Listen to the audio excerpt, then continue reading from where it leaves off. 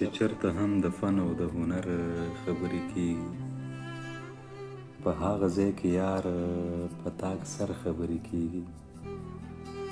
د ټولو دوغلفنو مې دا یو هنر خوښېږي، د خولې نه یې د کار او د اثر خبرې کېږي. زما د همسفر شي زما غاړه کل جهان، په زور خبرې کېږي که په زر خبرې کېږي. زما د برخې وخت دې هم هغه ته وربخلی چې تا سره د کوم یو بختور خبرې کېږي. زما ژوند نه دې پورته کړې لمبې په کوم سبب، زما او ستا به یاره په محشر خبرې کېږي. امجده زه عادت یمه د تور او تهمتونو، په ما پسې سحر او مازدیګر خبرې کېږي.